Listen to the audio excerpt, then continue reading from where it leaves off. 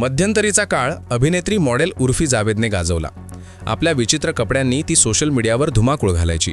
बरेचदा तिच्या कपड्यांवर टीका झाली. त्यानंतर हळूहळू ती वेगवेगळी क्रिएटिव्ह कपडे स्वतः तयार करू लागली आणि ते घालून पापाराझींसमोर जाऊ लागली. तिच्या क्रिएटिव्हिटीचे आता कौतुक होते. या सर्व गोष्टींमुळे उर्फीला बरीच लोकप्रियता मिळाली. उर्फीला वाकड्या मार्गाने मिळालेली प्रसिद्धी पाहून आणि एक अभिनेत्री तिच्यासारखे कपडे घालून तिला कॉपी करू लागली. ही अभिनेत्री म्हणजे खुशी मुखर्जी.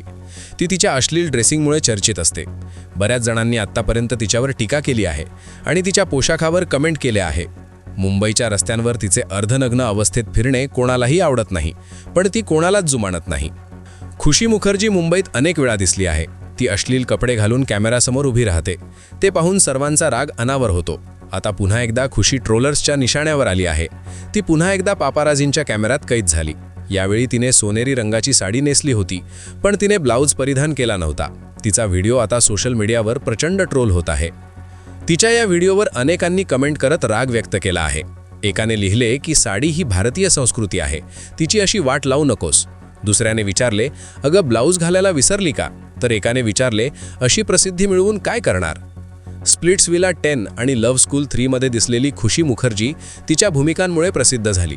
तिने 2013 मध्ये प्रदर्शित झालेल्या अंजल थुराई या तमिळ चित्रपटातही काम केले. डोंगा प्रेमा आणि हार्ट अटॅक सारख्या तेलुगू चित्रपटांमध्येही ती दिसली आहे. शिवाय तिने शृंगारसोबत बी ग्रेड हिंदी चित्रपटांमध्येही काम केले आहे.